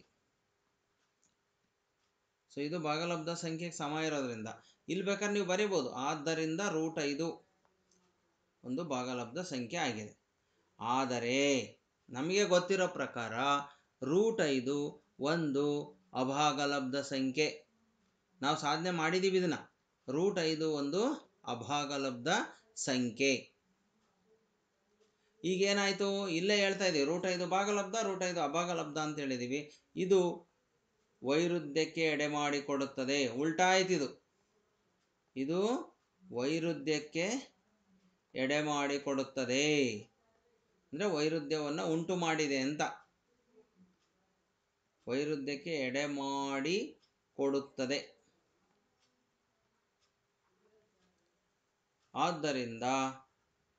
ಆದ್ದರಿಂದ ನಮ್ಮ ಊಹೆ ತಪ್ಪಾಗಿದೆ. ಏನು ಊಹೆ ಇಟ್ಕೊಂಡಿದ್ವಿ ನಾವು? 3 + √5 ಅನ್ನೋದು ಒಂದು ಭಾಗಲಬ್ಧ ಸಂಖ್ಯೆ ಅಂತ ಇಟ್ಕೊಂಡಿದ್ವಿ. ನಮ್ಮ ಊಹೆ ತಪ್ಪಾಗಿದೆ. ಆದ್ದರಿಂದ √3 ಯಾವುದು 3 + √5 ಒಂದು ಅಭಾಗಲಬ್ಧ ಸಂಖ್ಯೆ. ನಾವು ಭಾಗಲಬ್ಧ ಅಂತ ಇಟ್ಕೊಂಡಿದ್ವಿ, ಅಭಾಗಲಬ್ಧ ಸಂಖ್ಯೆ. ನಾವು ಭಾಗಲಬ್ಧ ಅಂತ ಇಟ್ಕೊಂಡಿದ್ದು ತಪ್ಪಾಯಿತು. ಆದ್ದರಿಂದ ಇದು ಒಂದು ಅಭಾಗಲಬ್ಧ ಸಂಖ್ಯೆ ಅಂತ ಹೇಳ್ತೇವೆ. ಸೊ ಮುಂದಿನ ಪ್ರಶ್ನೆ, ಸಂಯುಕ್ತ ಸಂಖ್ಯೆ ಎಂದರೇನು ಅಂತ ಇದೆ. 23, 24 ಇವುಗಳಲ್ಲಿ ಸಂಯುಕ್ತ ಸಂಖ್ಯೆ ಯಾವುದು ಅಂತ ಇದೆ. ಸೊ ಇಲ್ಲಿ ಒಂದು ಸಂಯುಕ್ತ ಸಂಖ್ಯೆ ಅಂತಂದರೆ ಒಂದು ಮತ್ತು ಅದೇ ಸಂಖ್ಯೆಯನ್ನಲ್ಲದೆ ಮತ್ತೊಂದು ಅಪವರ್ತನ ಹೊಂದಿರುವಂತಹ, ಒಂದು ಮತ್ತು ಅದೇ ಸಂಖ್ಯೆ ಅಲ್ಲದೆ ಮತ್ತೊಂದು ಅಪವರ್ತನವನ್ನು ಹೊಂದಿರುವಂತಹ ಸಂಖ್ಯೆಯನ್ನು ಸಂಯುಕ್ತ ಸಂಖ್ಯೆ ಅಂತ ಕರಿತೇವೆ. ಈಗ 23 ನೋಡ್ರಿ, 23ಕ್ಕೆ ಅಪವರ್ತನ ಯಾವ್ಯಾವುದಪ್ಪ ಅಂತಂದರೆ 1 ಮತ್ತು 23 ಬಿಟ್ಟರೆ ಬೇರೆ ಯಾವುದರಿಂದನೂ ಭಾಗ ಆಗಲ್ಲ. ಆದರೆ 24 ಯಾವ್ಯಾವುದರಿಂದ ಭಾಗ ಆಗುತ್ತೆ? 1ರಿಂದ ಆಗುತ್ತೆ, 2ರಿಂದ ಆಗುತ್ತೆ, 3ರಿಂದ ಆಗುತ್ತೆ, 4ರಿಂದ ಆಗುತ್ತೆ, 6ರಿಂದ ಆಗುತ್ತೆ, 12ರಿಂದ ಆಗುತ್ತೆ, 24ರಿಂದ ಕೂಡ ಆಗುತ್ತೆ, ಜೊತೆಗೆ 8ರಿಂದ ಕೂಡ ಭಾಗ ಆಗುತ್ತೆ. ಸೊ ಹಾಗಾಗಿ ಇವಿಷ್ಟು ಅಪವರ್ತನಗಳನ್ನು ಹೊಂದಿದೆ. 2ಕ್ಕಿಂತ ಹೆಚ್ಚು ಅಪವರ್ತನಗಳನ್ನು ಹೊಂದಿದರೆ ಇದನ್ನು ನಾವು ಸಂಯುಕ್ತ ಸಂಖ್ಯೆ ಅಂತೇಳಿ ಕರಿತೀವಿ. ಇದು ಅವಿಭಾಜ್ಯ ಸಂಖ್ಯೆ, ಇದು ಸಂಯುಕ್ತ ಸಂಖ್ಯೆ ಆಗಿದೆ. ಇನ್ನು ಅಂಕಗಣಿತದ ಮೂಲ ಪ್ರಮೇಯವನ್ನು ನಿರೂಪಿಸಿ ಅಂತ ಇದೆ. ಜಸ್ಟ್ ನಿರೂಪಣೆಯನ್ನು ಅಷ್ಟೇ ಹೇಳಬೇಕು. 7 ಮತ್ತು 3 ಮಾತ್ರ ಅವಿಭಾಜ್ಯ ಸಂಖ್ಯೆಗಳನ್ನಾಗಿ ಹೊಂದಿರುವ ಒಂದು ಸಂಯುಕ್ತ ಸಂಖ್ಯೆಯನ್ನು ಬರೆಯಿರಿ ಅಂತ ಇದೆ. ಅಂದರೆ ಯಾವುದೇ ಒಂದು ಸಂಖ್ಯೆಯನ್ನು ನಾವು ಅಪವರ್ತನಗೊಳಿಸಿದಾಗ ಅದು ಆ ಅಪವರ್ತನಗಳು ಏನಾಗಿರ್ತವಪ್ಪ ಅಂದರೆ ಒಂದೇ ರೀತಿ ಇರ್ತದೆ. ಈಗ ಉದಾಹರಣೆಗೆ 24 ನಾವು ಅಪವರ್ತನವನ್ನಾಗಿ ಬರೆದ್ರೆ 2 × 3 × 4 ಬರೀಬೋದು. ಇಲ್ಲಿ ಅವಿಭಾಜ್ಯ ಸಂಖ್ಯೆಯನ್ನು ಮಾತ್ರ ಬಳಸಿ ನಾವು ಅಪವರ್ತನ ಬರೀಬೇಕು. ಹಾಗಾದರೆ ಅವಿಭಾಜ್ಯ ಸಂಖ್ಯೆ ಬಳಸಿ ಬರೀಬೇಕು ಅಂದರೆ 2 × 2 × 3 ಇಂಟು 12 24, ಇನ್ನೊಂದು ಸಲ 2 × 3 ಈ ರೀತಿ ಬರಿಬೋದು. ಇದನ್ನು ಬಿಟ್ಟರೆ ಬೇರೆ ಮೆಥಡ್ ಬರೀಲಿಕ್ಕೆ ಸಾಧ್ಯ ಇಲ್ಲ. ಅದೇ ಅಂಕಗಣಿತದ ಮೂಲ ಪ್ರಮೇಯ ಇರ್ತಕ್ಕಂಥದ್ದು. ಆ ಮೂಲ ಪ್ರಮೇಯವನ್ನು ಒಂದ್ಸಲ ತೋರಿಸ್ಬಿಡ್ತೀನಿ ನಾನು. ಸೊ ನೋಡಿ, ಇದು ಅಂಕಗಣಿತದ ಮೂಲ ಪ್ರಮೇಯ. ಪ್ರತಿಯೊಂದು ಸಂಖ್ಯೆಯು ಪ್ರತಿಯೊಂದು ಸಂಯುಕ್ತ ಸಂಖ್ಯೆಯನ್ನು ಅವಿಭಾಜ್ಯಗಳ ಗುಣಲಬ್ಧವಾಗಿ ವ್ಯಕ್ತಪಡಿಸಬಹುದು ಮತ್ತು ಈ ಅಪವರ್ತಿಸುವಿಕೆಯು ಅವಿಭಾಜ್ಯ ಅಪವರ್ತನಗಳು ಘಟಿಸುವ ಕ್ರಮವನ್ನು ಹೊರತುಪಡಿಸಿ ಅನನ್ಯವಾಗಿರುತ್ತವೆ. ಇದು ಅಂಕಗಣಿತದ ಮೂಲ ಪ್ರಮೇಯ. ಸೊ ಈ ಪ್ರಮೇಯವನ್ನು ನೀವು ನೆನಪಿಟ್ಟುಕೊಂಡು ಬರಿಬೇಕು. ಸೊ ನೀವು ಅಂಕಗಣಿತದ ಮೂಲ ಪ್ರಮೇಯ ನೋಡಿದರೆ ಇಲ್ಲೇನು ಕೇಳಿದರೆ 7 ಮತ್ತು 3 ಮಾತ್ರ ಅವಿಭಾಜ್ಯ ಅಪವರ್ತನಗಳನ್ನಾಗಿ ಹೊಂದಿರುವ ಸಂಯುಕ್ತ ಸಂಖ್ಯೆ ಹೆಸರಿಸಿ ಅಂದರೆ 7 ಮತ್ತು 3 ಆಗಿರಬೇಕು ಅಂತಂದರೆ 7 × 3 ಮಾತ್ರ ಗುಣಿಸಿರಾಯ್ತು. 7 3 21. 21 ಅನ್ನೋದು ಸಂಯುಕ್ತ ಸಂಖ್ಯೆ 7 ಮತ್ತು 3 ಅವಿಭಾಜ್ಯ ಅಪವರ್ತನಗಳನ್ನಾಗಿ ಹೊಂದಿದೆ. ಮುಂದಿನ ಪ್ರಶ್ನೆಯನ್ನು ನೋಡೋಣ. ಇಲ್ಲಿ 5, 9, 13 ಈ ಸಮಾಂತರ ಶ್ರೇಣಿಯ 21ನೇ ಪದವನ್ನು ಸೂತ್ರ ಉಪಯೋಗಿಸಿ ಕಂಡುಹಿಡಿಯಿರಿ ಅಂತ ಇದೆ. ಸೊ ಸೂತ್ರ ಉಪಯೋಗಿಸ್ಬೇಕು ಅಂದರೆ ನೀವು AN ಸೂತ್ರವನ್ನು ಉಪಯೋಗಿಸ್ಬೇಕು. AN = A + n - 1 × D ಇದೇ ಸೂತ್ರ ಉಪಯೋಗಿಸ್ಬೇಕು. ಈ ಒಂದು ಶ್ರೇಣಿಯಲ್ಲಿ A = 5 ಮೊದಲನೇ ಪದ, D = ಸಾಮಾನ್ಯ ವ್ಯತ್ಯಾಸ 9 ರಿಂದ 5 ಕಳಿಬೇಕು. 9 - 5 ಕಳೆದ್ರೆ 4 D ನ ಬೆಲೆ. ಇಲ್ಲೇನಿರುತ್ತೋ ಎಷ್ಟನೇ ಪದ, ಇದು n ನ ಬೆಲೆ. n = 21. ಇವು ಮೂರನ್ನು ಇಲ್ಲಿಗೆ ಹಾಕ್ಬೇಕಷ್ಟೇ. n ಜಾಗಕ್ಕೆ 21 ಹಾಕಬೇಕು. A 21 ಬರುತ್ತೆ. A ಅಂದರೆ 5 ಪ್ಲಸ್ n ಅಂದರೆ 21 ಮೈನಸ್ 1 ಇಂಟು D ಅಂತಂದರೆ 4. So that is equal to 5 plus 21ರಲ್ಲಿ 1 ಕಳೆದ್ರೆ 20 ಬರುತ್ತೆ. ನಮಗೆ 20ನ ಬರ್ಕೋಬೇಕು ಇಂಟು 4. ಫಸ್ಟ್ ಇವೆರಡನ್ನು ಗುಣಿಸ್ಬೇಕು, ಆಮೇಲೆ ಇದು ಕೂಡಿಸ್ಬೇಕು. 5 ಪ್ಲಸ್ 20 ಇಂಟು 4 ಅಂತಂದರೆ 80 ಪ್ಲಸ್ 5ಕ್ಕೆ ಕೂಡಿಸಿದರೆ 85. ಅಂದರೆ A 21ನೇ ಪದ ಎಷ್ಟಾಗಿದೆಯಪ್ಪ ಅಂದರೆ 85 ಆಗಿದೆ. ಈಗ ಮುಂದಿನ 20ನೇ ಪ್ರಶ್ನೆಯನ್ನು ನಾವೀಗ ನೋಡೋಣ ಹೇಗೆ ಬಿಡಿಸೋದು ಅಂತೇಳಿ. ವರ್ಜಿಸುವ ವಿಧಾನದಿಂದ ಈ ಕೆಳಗಿನ ರೇಖಾತ್ಮಕ ಸಮೀಕರಣಗಳನ್ನು ಬಿಡಿಸಿ ಅಂತ ಇದೆ. x + y = 4. ಸೊ ಇವನ್ನ ಒಂದ್ರ ಕೆಳಗೆ ಒಂದು ಬರ್ಕೊಂಡು ನೀವು ಲೆಕ್ಕವನ್ನು ಮಾಡಬೇಕು. First 2x + y = 6. ಅದ್ರ ಕೆಳಗಡೆ x + y = 4 ಇದನ್ನು ಬರ್ಕೊಂಡ್ರೆ ಎರಡು ಸಮೀಕರಣಗಳನ್ನು ಸಹ ಬರ್ಕೊಂಡು, ಈಗ ಇಲ್ಲಿ ಎರಡರಲ್ಲೂ ಸೇಮ್ ಇರೋದು ಒಂದೇ ಥರ ಇರೋ ಟರ್ಮ್ ಯಾವುದಪ್ಪ ಅಂದರೆ y ಅಂತಕ್ಕಂಥದ್ದು. ಎರಡರಲ್ಲೂ ಒಂದೇ ಥರ ಚಿಹ್ನೆ ಇದೆ, ಹಾಗಾಗಿ ಈ ಸಮೀಕರಣವನ್ನು ಕಳಿಬೇಕೀಗ. ಒಂದರಲ್ಲಿ ಇನ್ನೊಂದನ್ನು ಕಳಿಬೇಕು. ಕಳೆದಾಗ ಎರಡನೇ ಸಮೀಕರಣದ ಎಲ್ಲ ಚಿಹ್ನೆಗಳು ಬದಲಾಗ್ತವೆ. ಎಕ್ಸ್ ಇದ್ದಿದ್ದು ಇಲ್ಲಿ ಪ್ಲಸ್ ಇರುತ್ತೆ ಅಂತ ಅರ್ಥ, ಮೈನಸ್ಸು. ವೈಗೆ ಇಲ್ಲಿ ಪ್ಲಸ್ ಕೊಟ್ಟಿದ್ದಾರೆ, ಇದು ಮೈನಸ್ಸು. 4ಕ್ಕೆ ಏನು ಇರಲಿಲ್ಲ ಅಂದರೆ ಪ್ಲಸ್ ಇರುತ್ತೆ ಅಂತ ಅರ್ಥ, ಇದು ಮೈನಸ್ಸು. ಯಾವಾಗ ಚಿಹ್ನೆ ಒಂದು ಸಂಖ್ಯೆ ಅಥವಾ ಒಂದು ಚರಾಕ್ಷರದ ಹಿಂದೆ ಏನು ಇರಲ್ವೋ ಆವಾಗ ಪ್ಲಸ್ ಇರುತ್ತೆ ಅಂತ ಅರ್ಥ. ಸೊ ಈಗ y ಎರಡು ಕ್ಯಾನ್ಸಲ್ ಆಯಿತು. ಇಲ್ಲಿ 2xಗೆ ಪ್ಲಸ್ ಇರುತ್ತೆ ಅಂತ ಅರ್ಥ, ಎಕ್ಸಿಗೆ ಮೈನಸ್ ಇದೆ. 2xಲ್ಲಿ ಎಕ್ಸನ್ನು ಕಳಿಬೇಕು, ಪ್ಲಸ್ಸು ಮೈನಸ್ಸು ಆಗಿರೋದ್ರಿಂದ. ಸೊ ಎಕ್ಸನ್ನು ಬರ್ತೆ ಇಲ್ಲಿ. ದಟ್ ಈಸ್ ಈಕ್ವಲ್ ಟು ಇಲ್ಲಿ 6ಕ್ಕೆ ಏನೂ ಇರಲಿಲ್ಲ ಅಂದರೆ ಇಲ್ಲಿ ಪ್ಲಸ್ ಇರುತ್ತೆ, 4ಕ್ಕೆ ಮೈನಸ್ ಇದೆ. 4 ಪ್ಲಸ್ಸು ಮತ್ತು ಮೈನಸ್ ಇರೋದ್ರಿಂದ ಕಳಿಬೇಕು. 6ರಲ್ಲಿ 4 ಕಳೆದ್ರೆ 2. x = 2 ಅಂತಕ್ಕಂಥದ್ದು ಒಂದನ್ನು ನಾವು ಬಿಡಿಸಿದ್ವಿ. ಈ ಬೆಲೆಯನ್ನು x + y = 4 ಈ ಸಮೀಕರಣಕ್ಕೆ ಹಾಕಿದರೆ y ಬೆಲೆ ಬರುತ್ತೆ. x ಜಾಗಕ್ಕೆ 2 ಹಾಕ್ರಿ, ಪ್ಲಸ್ y ಹಾಗೇ ಇರಲಿ, = 4. ಈ ಎರಡನ್ನು ಈಕ್ವಲ್ಸಿಂದ ಆ ಕಡೆ ಕಳಿಸ್ಬೇಕು. y = 4 ಮೈನಸ್ 2 ಆಗುತ್ತೆ. So y = 2. ಅಂದರೆ ನಮಗೆ ಎರಡರದ್ದು ಬೆಲೆ ಬಂತು. x = 2 ಬಂತು, y = 2. ಇವೆರಡನ್ನೂ ಸಹ ನಾವೀಗ ಬಿಡಿಸಿದ್ದೀವಿ. ಮುಂದಿನ ಪ್ರಶ್ನೆ ನೋಡೋಣ, 21ನೇ ಪ್ರಶ್ನೆ. ಈಗ ಸೊ x² + bx + 9 = 0. ಸೊ ಇಲ್ಲಿ ಎರಡು ಸಮವಾದ ವಾಸ್ತವ ಮೂಲಗಳನ್ನು ಹೊಂದಿದ್ದಾರೆ ಅಂತ ಕೊಟ್ಟಿದ್ದಾರೆ. ಸಮವಾದ ವಾಸ್ತವ ಮೂಲ ಅಂತಂದಾಗ ಶೋಧಕದ ಬೆಲೆ ಏನಾಗಿರ್ತದೆ, ಶೋಧಕವನ್ನು ಉಪಯೋಗಿಸ್ಕೊಂಡು ಕಂಡುಹಿಡಿಬೇಕು. ಶೋಧಕದ ಬೆಲೆ ಯಾವಾಗಲೂ ಸಹ 0ಗೆ ಸಮ ಆಗಿರುತ್ತೆ. ಸೊ ಹಾಗಾಗಿ ಶೋಧಕ ಅಂದರೆ b² - 4ac = 0 ಅಂತ ಆಗುತ್ತೆ. ಇದು ಯಾವಾಗ ಅಂದರೆ ಸಮವಾದ ವಾಸ್ತವ ಮೂಲಗಳನ್ನು ಹೊಂದಿದ್ರೆ. ಸೊ ಈ ಸಮೀಕರಣವನ್ನು ax² + bx + c = 0ಗೆ ಹೋಲಿಕೆ ಮಾಡಿದರೆ ಇದರಲ್ಲಿ a ನ ಬೆಲೆ a = ಇಲ್ಲಿ ಏನೂ ಇರಲಿಲ್ಲ ಅಂದರೆ 1 ಇರುತ್ತೆ ಅಂತ ಅರ್ಥ, 1 ಇದೆ. ಸೊ ಇಲ್ಲಿ b ಜಾಗದಲ್ಲಿ bನೇ ಇದೆ, b = b. c ಜಾಗದಲ್ಲಿ 9 ಇದೆ, c = 9. ಇವನ್ನ ಹಾಕಿದರೆ ನಮಗೆ b ಬೆಲೆ ಬರುತ್ತೆ. ಸೊ ಬಿ ಜಾಗಕ್ಕೆ ಬಿನೇ ಇರುತ್ತೆ, ಬಿ ಸ್ಕ್ವೇರ್ ಹಾಗೆ ಬರೆಯೋಣ. -4 ಇಂಟು ಎ ಅಂತಂದರೆ 1 ಇಂಟು ಸಿ ಅಂತಂದರೆ 9 is equal to 0. B square minus 9 9 9 36. So ಇಲ್ಲಿ ಮೈನಸನ್ನು B square minus 36 is equal to 0. So ಈಗ ಬಿ ಸ್ಕ್ವೇರ್ನ ಇಲ್ಲೇ ಉಳಿಸ್ಕೊಳ್ರಿ, -36ನ ಆ ಕಡೆ ಕಳಿಸಿದ್ರಿ +36 ಆಗುತ್ತೆ. ಎರಡೂ ಕಡೆ ವರ್ಗಮೂಲ ತಗೋಬೇಕು. ಇಲ್ಲಿ ಸ್ಕ್ವೇರು ಸ್ಕ್ವೇರ್ ರೂಟು ಕ್ಯಾನ್ಸಲ್ ಆಗ್ತದೆ.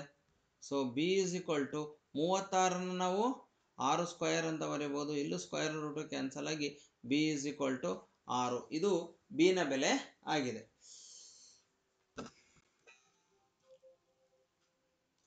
ಮುಂದಿನ ಪ್ರಶ್ನೆ ಏನು ನೋಡೋಣ, 22ನೇ ಪ್ರಶ್ನೆ. ಸೊ ಇಲ್ಲಿ ಎ 1, -3, ಬಿ 8, 5 ಈ ಬಿಂದುಗಳನ್ನು ಸೇರಿಸುವ ರೇಖಾಖಂಡವನ್ನು ಆಂತರಿಕವಾಗಿ 3:1 ಅನುಪಾತದಲ್ಲಿ ವಿಭಾಗಿಸುವಂತಹ ಒಂದು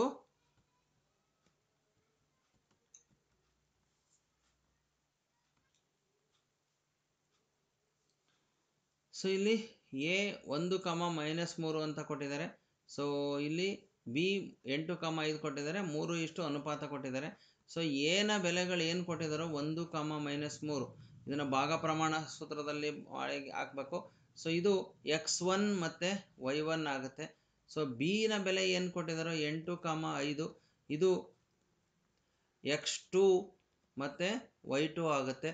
ಸೊ ಇಲ್ಲಿ 3:1 ಏನು ಕೊಟ್ಟಿದ್ದಾರೋ m1:m2 ಇಸ್ ಈಕ್ವಲ್ ಟು 3:1. m1ನ ಬೆಲೆ 3, m2ನ ಬೆಲೆ 1. ಇದನ್ನು ನಾವು ಭಾಗ ಪ್ರಮಾಣ ಸೂತ್ರಕ್ಕೆ ಹಾಕಬೇಕು. ಪಿ ಆಫ್ x, y ಇದೇ ನಿರ್ದೇಶಾಂಕಗಳು ಇಸ್ ಈಕ್ವಲ್ ಟು, ನೋಡ್ರಿ ಈ ಸೂತ್ರ ಎಷ್ಟು ಬರೆಯೋದು ಈಸಿ ಅಂತ, m1 + m2 divided by m1 + m2 ಅಂತ ಒಂದು ಬರ್ಕೊಳ್ರಿ.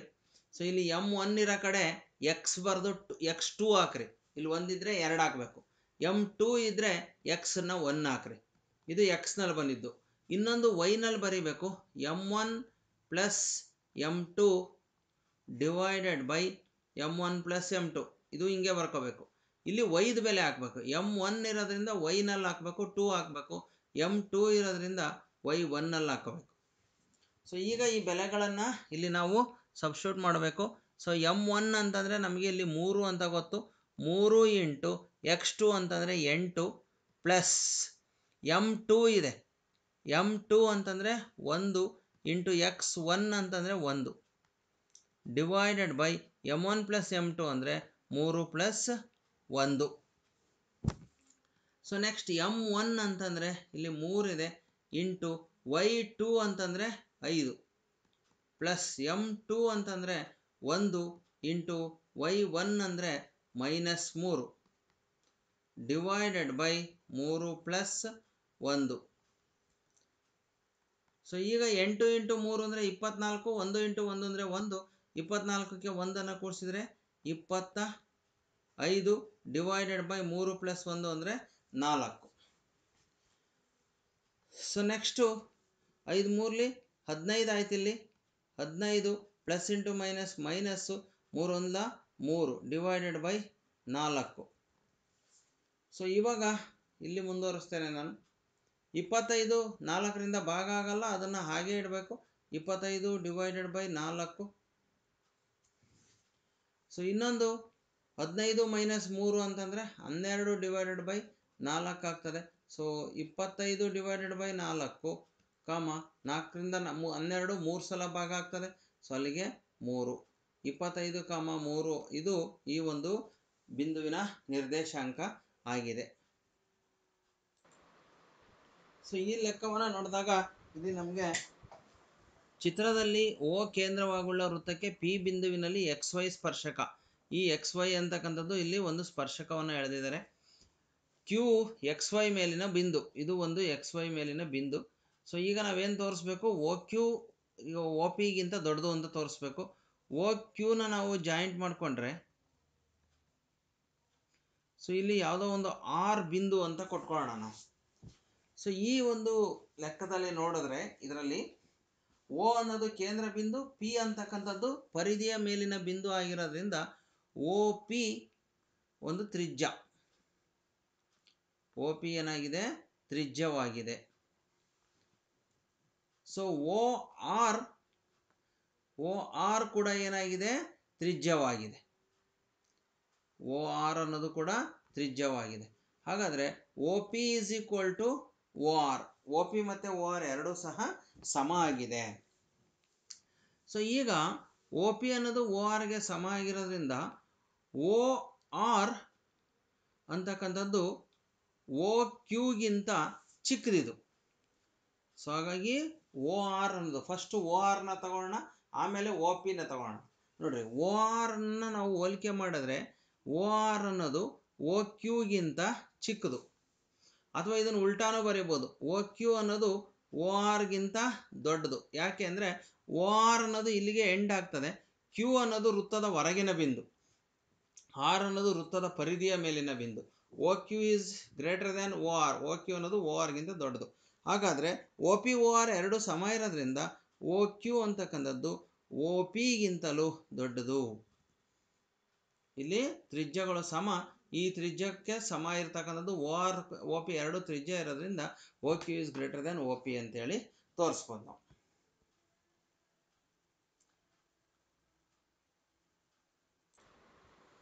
ಸೊ ಈಗ ಮುಂದಿನ ಪ್ರಶ್ನೆಯನ್ನು ನೋಡೋಣ. 3.5 ಸೆಂಟಿಮೀಟರ್ ತ್ರಿಜ್ಯವನ್ನು ಹೊಂದಿರುವ ಒಂದು ಶಂಕುವನ್ನು ಅಷ್ಟೇ ತ್ರಿಜ್ಯವನ್ನು ಹೊಂದಿರುವ ಒಂದು ಅರ್ಧಗೋಳದ ಮೇಲೆ ಇರಿಸಿ ಜೋಡಿಸಿ ಒಂದು ಆಟಿಕೆಯನ್ನು ತಯಾರಿಸಲಾಗಿದೆ. ಆಟಿಕೆಯ ಒಟ್ಟು ಎತ್ತರ 15.5 ಸೆಂಟಿಮೀಟರ್ ಆಗಿದೆ. ಆಟಿಕೆಯ ಪೂರ್ಣ ಮೇಲ್ಮೈ ವಿಸ್ತೀರ್ಣವನ್ನು ಕಂಡುಹಿಡಿಯಿರಿ. ಈಗ ಆ ಆಟಿಕೆಯನ್ನು ನಾವು ನೋಡಿದಾಗ ಈ ರೀತಿ ಇದೆ ಆ ಆಟಿಕೆ. ಸೊ ಇಲ್ಲಿ ಈ ಪೂರ್ತಿ ಆಟಿಕೆಯ ಉದ್ದ 15.5 ಸೆಂಟಿಮೀಟರ್ ಅವ್ರು ಕೊಟ್ಟಿರೋದು. ಸೊ ಇದರ ತ್ರಿಜ್ಯವನ್ನು ಕೊಟ್ಟಿದ್ದಾರೆ. ತ್ರಿಜ್ಯ ಅಂದರೆ ಇಲ್ಲಿಂದ ಇಲ್ಲಿವರೆಗೆ ತ್ರಿಜ್ಯ ಇರುತ್ತೆ. ಸೊ ಜೊತೆಗೆ ಇದು ಸಹ 3.5 ಸೆಂಟಿಮೀಟರ್ ಇರುತ್ತೆ. ಸೊ ಹಾಗಾಗಿ ಈ ಪೂರ್ತಿ ಉದ್ದ 15.5 ಸೆಂಟಿಮೀಟರ್ ಇದೆ, ಇಲ್ಲಿಂದ ಇಲ್ಲಿಯವರೆಗೆ 3.5 ಇದೆ. ಸೊ ಇಲ್ಲಿ ಈ ಒಂದು ಶಂಕುವಿನ ಎತ್ತರವನ್ನು ತೆಗೆದುಕೊಂಡ್ರೆ ನಾವು ಶಂಕುವಿನ ಎತ್ತರ ಇಸ್ ಈಕ್ವಲ್ ಟು 15.5ರಲ್ಲಿ 3.5 ಕಳಿಬೇಕು. ಸೊ ಕಳೆದಾಗ 12 ಸೆಂಟಿಮೀಟರ್ ಬರುತ್ತೆ. H is equal to 12 centimetre ಬಂತು. ಈಗ ಈ ಆಟಿಕೆಯ ಪೂರ್ಣ ಮೇಲ್ಮೈ ವಿಸ್ತೀರ್ಣವನ್ನು ಕಂಡುಹಿಡಿಯಬೇಕು ಅಂತಂದಾಗ ನೀವು ಬರ್ಕೋಬೇಕು, ಆಟಿಕೆಯ ಪೂರ್ಣ ಮೇಲ್ಮೈ ವಿಸ್ತೀರ್ಣ ಇಸ್ ಈಕ್ವಲ್ ಟು ಇಲ್ಲಿ ಶಂಕು ಮತ್ತು ಅರ್ಧಗೋಳದ್ದು ವಕ್ರ ಮೇಲ್ಮೈ ವಿಸ್ತೀರ್ಣ. ಸೊ ಅದನ್ನು ಎರಡನ್ನೂ ಕೂಡಿಸ್ಬೇಕು. ಶಂಕುವಿನ ವಕ್ರ ಮೇಲ್ಮೈ ವಿಸ್ತೀರ್ಣ ಅಥವಾ ಪಾರ್ಶ್ವ ಮೇಲ್ಮೈ ವಿಸ್ತೀರ್ಣ ಎರಡು ಒಂದೇನೆ, ಪ್ಲಸ್ ಅದಕ್ಕೆ ಯಾವುದನ್ನು ಆಡ್ ಮಾಡಬೇಕು, ಅರ್ಧಗೋಳದ ವಕ್ರ ಮೇಲ್ಮೈ ವಿಸ್ತೀರ್ಣವನ್ನು ಆಡ್ ಮಾಡಬೇಕು. ಅರ್ಧಗೋಳದ ವಕ್ರ ಮೇಲ್ಮೈ ವಿಸ್ತೀರ್ಣವನ್ನು ಕೂಡಿಸ್ಬೇಕು. ಸೊ ಶಂಕುವಿನ ವಕ್ರ ಮೇಲ್ಮೈ ವಿಸ್ತೀರ್ಣವನ್ನು ನಾವು ಏನಂತ ತಗೊತೀವಿ, ಇಲ್ಲಿ ಶಂಕುವಿನ ವಕ್ರ ಮೇಲ್ಮೈ ವಿಸ್ತೀರ್ಣ ನಮಗೆ ಪೈ ಆರ್ ಎಲ್ ಪ್ಲಸ್ ಅರ್ಧಗೋಳದ ವಕ್ರ ಮೇಲ್ಮೈ ವಿಸ್ತೀರ್ಣ 2π r² ಬರ್ತದೆ. ಸೊ ಆರ್ ಎರಡರಲ್ಲೂ ಸೇಮ್ ಇರೋದ್ರಿಂದ ಪೈ ಆರನ್ನು ನಾವು ಕಾಮನ್ ತೆಗಿಬೋದು. ಸೊ ಇಲ್ಲಿ ಎಲ್ ಪ್ಲಸ್ 2r ಬರುತ್ತೆ. ಸೊ ಈಗ ಆದರೆ ನಮಗಿಲ್ಲಿ ಆರ್ನ ಬೆಲೆ ಕೊಟ್ಟಿದ್ದಾರೆ, ಆರ್ ಇಸ್ ಈಕ್ವಲ್ ಟು 3.5 ಇದೆ. ಸೊ ಇನ್ನು ಪೈನ ಬೆಲೆ 22/7 ಅಂತ ಇಟ್ಕೊತೀವಿ. ಎಲ್ನ ಬೆಲೆ ಬೇಕು, ಆದರೆ ಇಲ್ಲಿ ಓರೆ ಎತ್ತರವನ್ನು ಕೊಟ್ಟಿಲ್ಲ. ಎಲ್ ಅಂದರೆ ಓರೆ ಎತ್ತರ. ಸೊ ಈ ಓರೆ ಎತ್ತರವನ್ನು ನಾವು ಪೈಥಾಗರಸ್ ಪ್ರಮೇಯದ ಪ್ರಕಾರ ಕಂಡುಹಿಡಿಬೇಕು. So L² is equal to square root of h² plus r². So that is equal to square root of h² ಅಂದರೆ 12² ಪ್ಲಸ್ r² ಅಂದರೆ 3.5 whole square. So that is equal to 144 plus 3.5 ಸ್ಕ್ವೇರನ್ನು ನಾವು ಕಂಡುಹಿಡಬೇಕು ಅಂತಂದರೆ 12.25 ಅಂತ ಬರುತ್ತೆ. So that is equal to 144ಕ್ಕೆ 12ನ್ನು ಕೂಡಿಸಿದರೆ 156.25 ಬರ್ತದೆ. ಸೊ ಇವಾಗ 14 ಮತ್ತು 15 ಸೊ ಇದರ ವರ್ಗಮೂಲವನ್ನು ನಾವು ತೆಗೆದುಕೊಂಡಾಗ 12.5 ಅಂತ ಬರುತ್ತೆ. ಸೊ ಈಗ ನಾವೇನು ಮಾಡಬೇಕು, ಎಲ್ನ ಬೆಲೆಯನ್ನು ಇಲ್ಲಿ ಹಾಕ್ಕೋಬೇಕು. ಪೈ ಅಂದರೆ 22/7 ಇಂಟು ಆರ್ ಅಂತಂದರೆ 3.5 ಇಂಟು ಎಲ್ ಅಂದರೆ 12.5 ಪ್ಲಸ್ 2 ಇಂಟು ಆರ್ ಅಂದರೆ 3.5. ಸೊ ಈಗ 7ರಿಂದ 7 1 7 0.5 7 5 35 ಕ್ಯಾನ್ಸಲ್ ಆಗ್ತದೆ, ಒಂದು ಪಾಯಿಂಟ್ ಇಡಬೇಕು. 22 ಇಂಟು 0.5 ಇಂಟು 12.5 ಪ್ಲಸ್ 3.5 2 ಸಲ 2ಕ್ಕೆ ಗುಣಿಸಿದರೆ 7 ಆಗುತ್ತೆ. ಸೊ ಇವಾಗ 22ನ್ನ ಇದಕ್ಕೆ 0.5 ಗುಣಿಸಿದರೆ 11 ಇಂಟು 12 ಮತ್ತು 7ನ್ನು ಕೂಡಿಸಿದರೆ 19.5 ಬರುತ್ತೆ. 11ರಿಂದ ಗುಣಿಸ್ಬೇಕು, 11 5 55, 5 11 9 99ಕ್ಕೆ 5 ಕೂಡಿಸಿದರೆ 104, 10 11 11 10 21, ಅಲ್ಲಿಗೆ 244.5 ಬರುತ್ತೆ. ಒಂದು ಸಂಖ್ಯೆ ಬಿಟ್ಟು ಪಾಯಿಂಟ್ ಇಡಬೇಕು. 214.5 ಸೆಂಟಿಮೀಟರ್ ಸ್ಕ್ವಯರ್ ಇದು ಈ ಒಂದು ಆಟಿಕೆಯ ಪೂರ್ಣ ಮೇಲ್ಮೈ ವಕ್ರ ಮೇಲ್ಮೈ ವಿಸ್ತೀರ್ಣ ಆಗಿದೆ. ಅವರು ಪೂರ್ಣ ಮೇಲ್ಮೈ ವಿಸ್ತೀರ್ಣ ಕೇಳಿದ್ದಾರೆ ಅಂದರೆ ಇಲ್ಲಿ ನಾವು ಇವೆರಡರದ್ದು ವಕ್ರ ಮೇಲ್ಮೈ ವಿಸ್ತೀರ್ಣ ಕೂಡಿಸಿ ಆಡ್ ಮಾಡಿದಾಗ ಆಟಿಕೆಯ ಪೂರ್ಣ ಮೇಲ್ಮೈ ವಿಸ್ತೀರ್ಣ ನಮಗೆ ಬಂತು. ಮುಂದಿನ ಪ್ರಶ್ನೆಯನ್ನು ನೋಡೋಣ. ಇಲ್ಲಿ ಅಥವಾ ಪ್ರಶ್ನೆ ಇರ್ತಕ್ಕಂಥದ್ದು, ಒಂದು ಗೋಳದ ಘನಫಲವು 539/3 ಸೆಂಟಿಮೀಟರ್ ಕ್ಯೂಬ್ ಆಗಿದೆ, ಅದರ ಮೇಲ್ಮೈ ವಿಸ್ತೀರ್ಣ ಕಂಡುಹಿಡಿಯಿರಿ ಅಂತ ಹೇಳಿದ್ದಾರೆ. ಸೊ ಗೋಳದ ಘನಫಲವನ್ನು ನಾವು ಫಸ್ಟು ಅದರ ಸೂತ್ರವನ್ನು ಹಾಕಬೇಕು. ಗೋಳದ ಘನಫಲ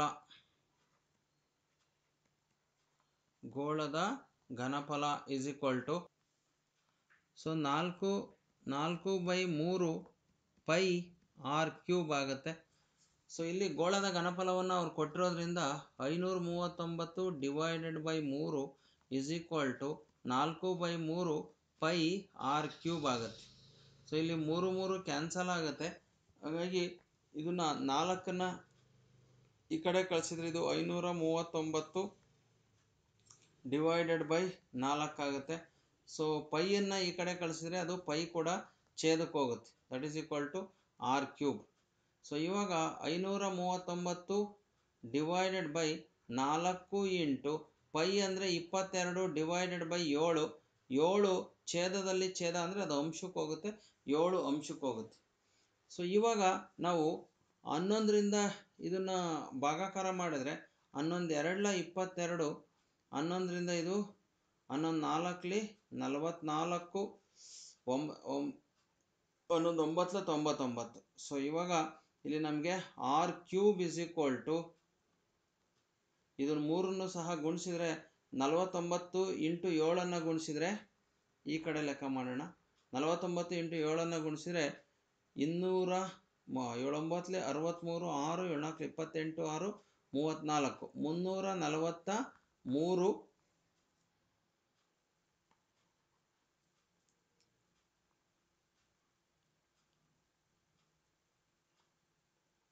343 divided by 4 is equal to R cube ಇದೆ. ಎರಡೂ ಕಡೆ ಘನಮೂಲವನ್ನು ತೆಗೆದುಕೊಳ್ಳೋಣ, ನಮಗೆ ಆರ್ನ ಬೆಲೆ ಬೇಕು ಅಂತಂದಾಗ. ಸೊ ಇಲ್ಲಿ ಇದರ ಘನಮೂಲ ಕ್ಯೂಬ್ ರೂಟ್ ಆಫ್ 343 ಅಂದರೆ 7 ಕ್ಯೂಬು, 8 ಅಂದರೆ 2 ಕ್ಯೂಬ್ ಆಗುತ್ತೆ. ಇಸ್ ಈಕ್ವಲ್ ಟು ಇಲ್ಲಿ ಆರ್ ಕ್ಯೂಬ್ ಅನ್ನೋದು ಕ್ಯೂಬ್ ರೂಟ್ ಜೊತೆ ಕ್ಯಾನ್ಸಲ್ ಆಗಿ 6 ಉಳಿಯುತ್ತೆ. ಇಲ್ಲಿ ಕ್ಯೂಬ್ ರೂಟ್ ಜೊತೆ ಕ್ಯಾನ್ಸಲ್ ಆಗಿ 7/2 ಇಸ್ ಈಕ್ವಲ್ ಟು ಆರ್, ಅಥವಾ ಆರ್ ಇಸ್ ಈಕ್ವಲ್ ಟು 3.5 ಆಗುತ್ತೆ. ಈಗ ಬರೀ ತ್ರಿಜ್ಯ ಬಂತು ಅಷ್ಟೇ. ಇನ್ನು ಅದರ ಮೇಲ್ಮೈ ವಿಸ್ತೀರ್ಣವನ್ನು ಕಂಡುಹಿಡಿಬೇಕು. ಗೋಳದ ಮೇಲ್ಮೈ ವಿಸ್ತೀರ್ಣ ಅಂತಂದಾಗ, ಸೊ ಗೋಳದ ಮೇಲ್ಮೈ ವಿಸ್ತೀರ್ಣ is equal to 4 pi R square ಬರುತ್ತೆ. So that is equal to 4 into 22/7 into R ಅಂದರೆ 7/2, 7/2 ಇಂಟು 7/2, 7 ಕ್ಯಾನ್ಸಲ್ ಆಯಿತು, 2 1 2 2 4 2 2 4 ಕ್ಯಾನ್ಸಲ್ ಆಯಿತು. ಸೊ ಅಲ್ಲಿಗೆ 22 ಇಂಟು 7ನ್ನು ಗುಣಿಸಿದರೆ 154 ಸೆಂಟಿಮೀಟರ್ ಸ್ಕ್ವೇರ್. ಸೊ ಇದು ನಮಗೆ ಬೇಕಾಗಿರ್ತಕ್ಕಂತಹ ಉತ್ತರ ಆಗಿದೆ. ಸೊ ವಿದ್ಯಾರ್ಥಿಗಳೇ, ಈಗ ನಾವು 2 ಅಂಕದ ಪ್ರಶ್ನೆಗಳನ್ನು ಇದುವರೆಗೆ ಮುಗಿಸಿದ್ದೀವಿ. ನೆಕ್ಸ್ಟ್ 3 ಅಂಕದ ಪ್ರಶ್ನೆಗಳು, 4 ಮತ್ತು 5 ಅಂಕದ ಪ್ರಶ್ನೆಗಳ ಉತ್ತರ ಇದ್ದಾವೆ. ಇದನ್ನು ಭಾಗ 2ರಲ್ಲಿ ತಿಳಿಸ್ತೇನೆ. ಸೊ ಅದುವರೆಗೆ ಈ ಒಂದು ವಿಡಿಯೋವನ್ನು ನೀವು ನೋಡ್ತಾ ಇರಿ. ನಮ್ಮ ಒಂದು ಚಾನಲ್ಗೆ ನೀವು ಸಬ್ಸ್ಕ್ರೈಬ್ ಆಗೋದನ್ನು ಮರಿಬೇಡ್ರಿ ಅಂತ ಹೇಳ್ತಾ, ಸೊ ಈ ಒಂದು ವಿಡಿಯೋವನ್ನು ನೋಡಿ ನಮ್ಮ ಚಾನಲ್ಗೆ ಸಬ್ಸ್ಕ್ರೈಬ್ ಆಗಿ ಅಂತ ಹೇಳ್ತಾ, ನಿಮ್ಮ ಸ್ನೇಹಿತರಿಗೂ ಸಹ ಈ ಒಂದು ವಿಡಿಯೋದ ಲಿಂಕನ್ನು ನೀವು ಕಳಿಸ್ಕೊಡಿ ಅಂತ ಹೇಳ್ತಾ ಈ ವಿಡಿಯೋವನ್ನು ಮುಗಿಸ್ತಾ ಇದ್ದೀನಿ. ಮುಂದಿನ ವಿಡಿಯೋದೊಂದಿಗೆ ಮತ್ತೆ ಭೇಟಿ ಹೋಗೋಣ. ನಾವು ಇದರ ಜೊತೆಗೆ ಎಲ್ಲ ವಿಷಯಗಳ ಒಂದು ಕೀ ಉತ್ತರಗಳನ್ನು ಸಹ ಮಾಡಾಕ್ತಾ ಇದ್ದೀವಿ. ಪರೀಕ್ಷೆ ಮುಗಿದ ತಕ್ಷಣ ನಿಮಗೆ ನಿಮ್ಮ ಪರೀಕ್ಷೆಯ 1 ಗಂಟೆ ಒಳಗಡೆ ನಿಮ್ಮ ಪರೀಕ್ಷೆಯ ಕೀ ಉತ್ತರಗಳು ರೆಡಿಯಾಗಿರ್ತವೆ. ವೆಯ್ಟ್ ಮಾಡ್ತಾ ಇರಿ ಅಂತ ಹೇಳ್ತಾ ಈ ಒಂದು ವಿಡಿಯೋವನ್ನು ಇಲ್ಲಿ ಮುಗಿಸ್ತಾ ಇದ್ದೀನಿ. ಧನ್ಯವಾದಗಳು.